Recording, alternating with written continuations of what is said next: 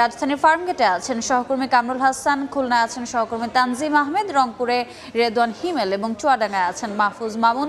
সরাসরি প্রথমেই যাচ্ছি কামরুলের কাছে। কামরুল, 17 বছর পর যে উৎসবের ভোট, সেই উৎসবের ভোটের আর মাত্র একদিন বাকি, অর্থাৎ আগামীকাল সকালেই অর্থাৎ রাত পোহালেই কিন্তু ভোট, এবং বাংলাদেশের নাগরিকরা তাদের ভোটাধিকার প্রয়োগ করে তাদের পরবর্তী যেই সরকার প্রধান বা জনপ্রতিনিধি নির্বাচিত করবেন। একটু জানাই, এই নির্বাচনকে ঘিরে রাজধানী সহ সারা বাংলাদেশে কিন্তু নিরাপত্তা ব্যবস্থা জোরদার করা হয়েছে। নির্বাচনের আগেও বেশ কিছু আইন শৃঙ্খলা বাহিনীর মিটিংয়ে বলা হয়েছে সর্বোচ্চ নিরাপত্তা ব্যবস্থা জোরদার করা হবে।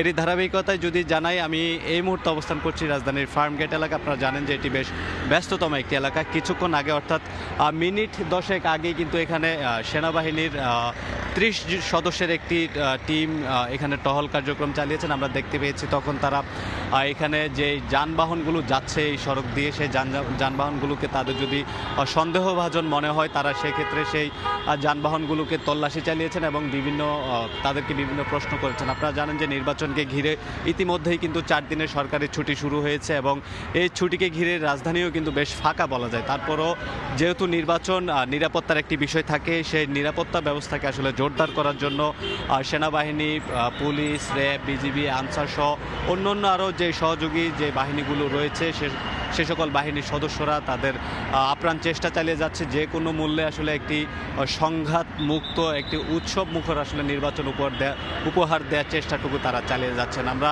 এর আগে নির্বাচনের প্রস্তুতিমূলক যে আইন শৃঙ্খলা বাহিনীর যে বৈঠকগুলো হয়েছে সেখানে জানানো হয়েছে এই ত্রয়োদশ জাতীয় সংসদ নির্বাচনকে ঘিরে এখন পর্যন্ত প্রায় 5 লাখেরও বেশি আনসার ভিডিপি সারা দেশে মোতায়েন করা হয়েছে। 1 লাখ সেনা সদস্য মোতায়েন করা হয়েছে, 37,000 বিজিবি সদস্য মোতায়েন করা হয়েছে, 5,000 বিমান বাহিনী, 4,000 নৌবাহিনীর সদস্যরা মোতায়েন রয়েছে এবং পাশাপাশি র্যাব সহ আসলে সরকারের যে অন্য যে সহযোগী যে বাহিনীগুলো রয়েছে তারা সবাই আসলে এই নিরাপত্তার যে ব্যবস্থা সেটি জোরদার করার জন্য চেষ্টা করে যাচ্ছে এবং তারা যে কোনো মূল্যে আসলে একটি শান্তিপূর্ণ এবং সংঘাতমুক্ত নির্বাচন উপহার দিতে প্রস্তুত রয়েছে। তো এই মুহূর্তে খুলনায় আছেন আমাদের সহকর্মী তানজিম, আমরা এখন তার কাছে চলে যাব। তানজিম, খুলনার 6টি আসনের 840টি কেন্দ্রে অনুষ্ঠিত হবে ভোট গ্রহণ। এসব কেন্দ্রে সুষ্ঠু, সুন্দর এবং নিরাপদভাবে ভোট গ্রহণ অনুষ্ঠিত করার জন্য ইতিমধ্যে প্রস্তুতি প্রায় শেষ পর্যায়ে বলতে হবে। অর্থাৎ সকাল থেকেই প্রিজাইডিং কর্মকর্তারা তাদের যে আইন শৃঙ্খলা রক্ষাকারী বাহিনীর সদস্যদের সহযোগিতায় সার্কিট হাউসের মাঠ থেকে যে ব্যালট পেপার, ব্যালট বাক্স সহ বিভিন্ন নির্বাচনী উপকরণ সেগুলি সংগ্রহ করেন এবং নিজ নিজ কেন্দ্রের দিকে তারা আসলে এগুলো বিভিন্ন যানবাহনে করে নিয়ে যান। আমরা এই মুহূর্তে খুলনা জেলা স্কুল কেন্দ্রে রয়েছি, সেখানে আমরা দেখছি আইন শৃঙ্খলা বাহিনীর সদস্যরা যেমন উপস্থিত রয়েছেন, তেমনি যে কক্ষটিতে যেসব কক্ষে ভোট গ্রহণ করা হবে সেই সব কক্ষগুলোতেও যারা এখানে দায়িত্বশীলরা রয়েছেন তারা কার্যক্রম পরিচালনা করছেন। আমরা একটি কক্ষের চিত্র একটু দেখাতে চাই। সেখানে বিভিন্ন পর্যায়ের প্রিজাইডিং কর্মকর্তা থেকে শুরু করে অন্যান্য কর্মকর্তারা রয়েছেন। তারা তাদের যে ভোটের গ্রহণের জন্য যেসব উপকরণ, অর্থাৎ 52 ধরনের উপকরণের কথা আমরা জেনেছি, সেই সব উপকরণ তারা এখানে মচিনো কালি, ব্যালট পেপার, স্বচ্ছ ব্যালট বক্স এবং একই সাথে কলম, সিল সহ যেসব তাদের প্রয়োজনীয় কাগজপত্র রয়েছে সেগুলি তারা যাচাই বাছাই করে নিচ্ছেন এবং আসলে আগামীকাল সকাল থেকে যে ভোট গ্রহণ শুরু হবে সেই ভোটটি সুষ্ঠুভাবে নেওয়ার জন্য তারা প্রস্তুতি শেষ পর্যায়ে আমাদেরকে বলেছেন।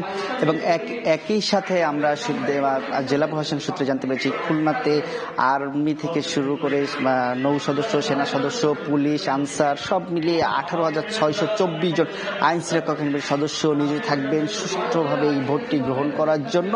এবং খুলনা থেকে যে প্রস্তুতির খবর আমার কাছে এই ছিল। সর্বশেষ আমরা একটু যেতে চাই রংপুরে, সেখানে রয়েছেন সহকর্মী রেদওয়ান হিমেল।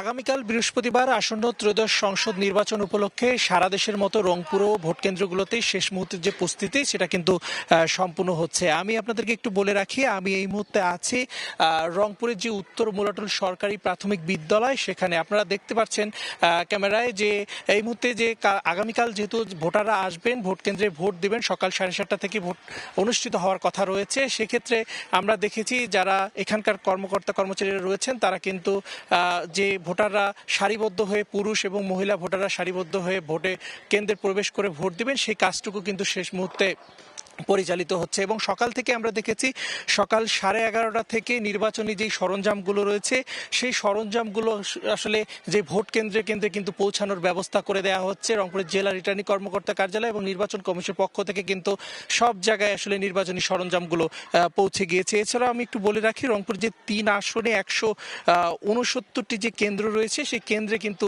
নির্বাচনী সরঞ্জাম পাঠানো হয়েছে। এছাড়াও রংপুর যে 6টি আসনে 872টি ভোট কেন্দ্রেও কিন্তু নির্বাচন পৌঁছে গেছে। এছাড়াও আরেকটি বিষয় বলে রাখি যে তিস্তাবেষ্টিত যে দুর্গম চরাঞ্চলগুলো রয়েছে সেই চরাঞ্চলে 40টি যে ভোট কেন্দ্র, সেই ভোট কেন্দ্রে সকাল থেকে আমরা দেখেছি নির্বাচনী সরঞ্জাম পৌঁছে দেওয়া হয়েছে এবং সেখানে দায়িত্বরত যে কর্মচারী রয়েছেন এবং আইন শৃঙ্খলা বাহিনী রয়েছেন তারাও কিন্তু সেই ভোট কেন্দ্রগুলোতে পৌঁছে গেছেন। এছাড়াও রংপুরের 6টি আসনে মোট ভোটার কিন্তু 25,99,204 জন ভোটার কিন্তু আগামীকাল তাদের ভোটাধিকার প্রয়োগ করবেন। এছাড়াও কিন্তু রংপুর ছাড়াও চুয়াডাঙ্গায় কিন্তু আসলে ভোট কেন্দ্রগুলোতে সার্বিক পরিস্থিতি জানাতে আমাদের সঙ্গে যুক্ত হচ্ছেন সহকর্মী মাহফুজ মামুন। কয়েক ঘন্টা পরে ত্রয়োদশ জাতীয় সংসদ নির্বাচনের ভোট গ্রহণ অনুষ্ঠিত হবে। উৎসব মুখর পরিবেশে এবারে নির্বাচন অনুষ্ঠিত হবে বলে সাধারণ ভোটাররা আশা ব্যক্ত করেছেন।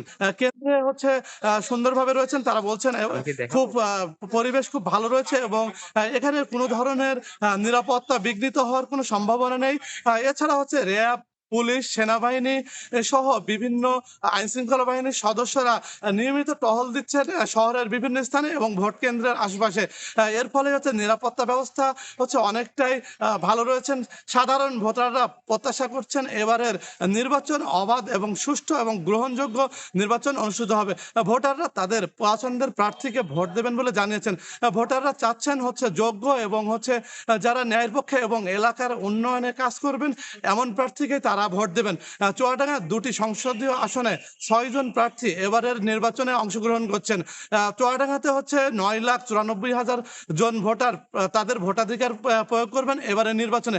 তারা এই ভোটাররা 2 জন সংসদ সদস্য নির্বাচিত করবেন যেন তারা তাদের কাঙ্ক্ষিত আশা এবং আকাঙ্ক্ষা পূরণ করতে পারে এলাকার উন্নয়নে এবং এলাকার সুখে দুঃখে মানুষের সাথে যেন থাকতে পারে, তারা সেটাই প্রত্যাশা করছেন।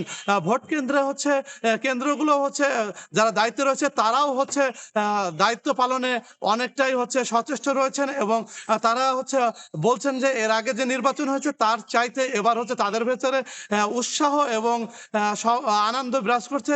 তারাও বলছেন যে এবার দেশে উৎসব মুখর পরিবেশে এবার নির্বাচন অনুষ্ঠিত হবে। চুয়াডাঙ্গাতে আইন শৃঙ্খলা পরিস্থিতি স্বাভাবিক রাখতে প্রশাসনের বিভিন্ন স্তরের আইন শৃঙ্খলা বাহিনীর সদস্যরা তাদের নিরাপত্তা দিচ্ছেন এবং সাধারণ ভোটাররাও যেন নির্বিঘ্নে তাদের ভোটাধিকার করতে পারেন সেই ব্যবস্থা করা হচ্ছে প্রশাসনের পক্ষ থেকে। রিটার্নিং অফিসার জানিয়েছেন যে জেলার 2টি সংসদীয় আসনে নির্বাচনের সকল উপকরণ এবং সরঞ্জাম কেন্দ্রে কেন্দ্রে পৌঁছে গেছে।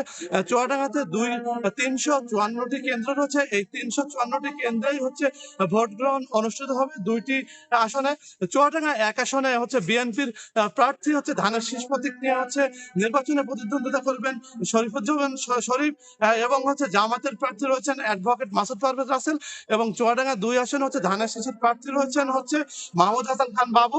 তিনি ধানের শীষের প্রতীক নিয়ে এবং জামাত ইসলামের পক্ষে নির্বাচনে অংশগ্রহণ করবেন রুহুল আমিন, তিনি দাঁড়িপাল্লা প্রতীক নিয়েই এবারের নির্বাচনে অংশগ্রহণ করবে।